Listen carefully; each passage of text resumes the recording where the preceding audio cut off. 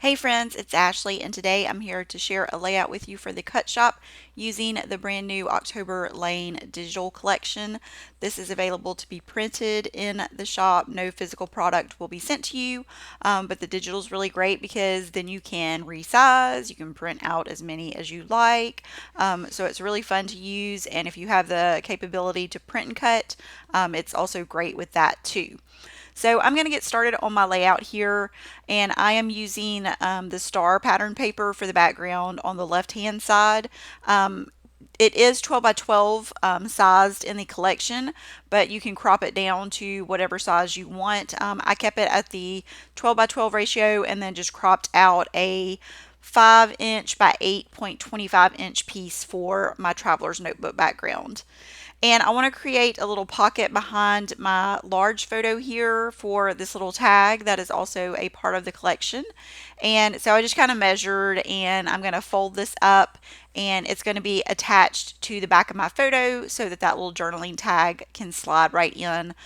Those tags are available in 8 different colors, and in just a second you will also see some little labels that are also a part of that set. So then collection does include 12 pattern papers, 13 journaling cards. There are 3 different sets of ephemera. There's a large word set ephemera, some small word strips, and then also the tags and labels. So you get a lot of stuff in the collection to play with. I'm going to start using some of the embellishments here. This frame is a part of one of the ephemera, the Haunted Mansion ephemera, and I did a little bit of stitching on it, and I wanted to layer it behind the Wicked Awesome acrylic piece, which is from Color Cast Designs from last year's release. I really doubt this is in the shop anymore, but watch for this month's release on August 25th. There will be some new Halloween acrylics and wood veneers, and some of those will be ones that I designed for Jessica's shop. But I will try to link to anything that I use that's still available. I do use, like I said, the acrylic here and some wood veneers from Color Cast Designs, and also some stamp sets that are from last year. But if any of those are available, I will try to link those for you. So now I'm going to add some of the labels here and the little word strips. I love the word strips. I try to make these kind of similar to if you ever get the Tim Holtz kind of sticker word sheets where it has just the little phrases. I love to have these just to kind of layer over my photos, usually at the top or bottom, which I'm doing with these. And I am also putting these on top of the labels. And one of the good things that I like about a digital collection is it is obviously all paper. You're printing it out. So if you want to give dimension and add some interest to that, mix in some other things like I did, like the wood veneers and the acrylic, just some other like physical product that maybe is just kind of generic, that goes with whatever kind of printable that you're using. Obviously, the little stars kind of go with Halloween, so I was able to bring in those little wood veneers, and it just gives some, like I said, dimension and interest to your layout when you are able to mix those things in with a digital collection. You could also use this digitally if you do full digital scrapbooking. I like to print mine out and do the hybrid type layouts just because I like to have a layout in my album. So I'm going to get this other little star in place. I had the little plug that's on the outside of our house was showing right there next to where the little tag was tucked in. So I wanted to use that wood veneer star to kind of cover that up. So I'm putting some of the more of the embellishments. I really love the butterflies. I did stitch on the bigger one off camera.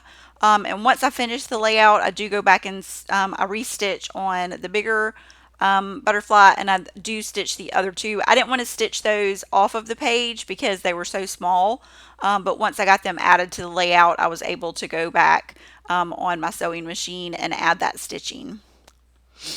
So I also want to bring in some stamping.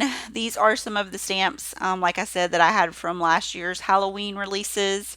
One from Heidi Swap, and I think I have a couple from Studio Calico that I'm using, that I'm just going to grab here and do just a little bit of stamping to add in some more interest to the layout. I thought the little spider worked perfectly down by the spider web from the collection, so I grabbed him to put right down there on the bottom of the layout. And I did want to add a couple of little word phrases. I stamped Happy Halloween on the left hand side and then up to no good over the little border there at the top of my photo. I'm just looking for some places to kind of tuck in some extra stamping.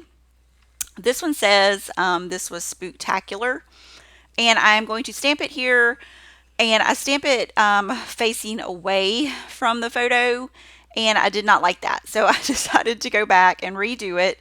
So I'm just going to restamp it on a piece of white paper here, and then I'm going to trim that out, and I want to turn it where it's facing in toward the photo. So doing it this way is an easy way to fix a mistake. If you don't like your stamping, you can go in and just restamp it on another piece of paper and cover that up. So I'm just going to tuck that in right there, and I like that much better, going in toward the photo instead of going out away from the photo.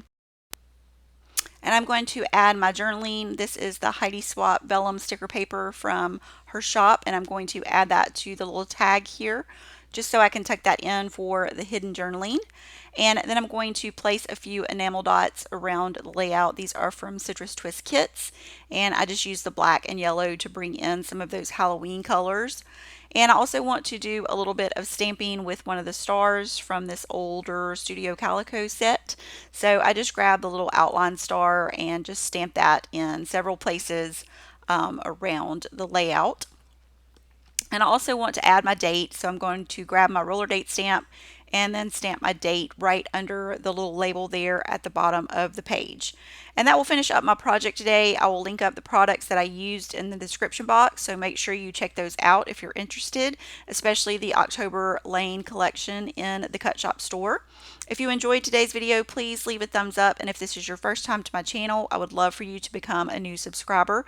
Thanks so much for watching today, and I'll see you next time.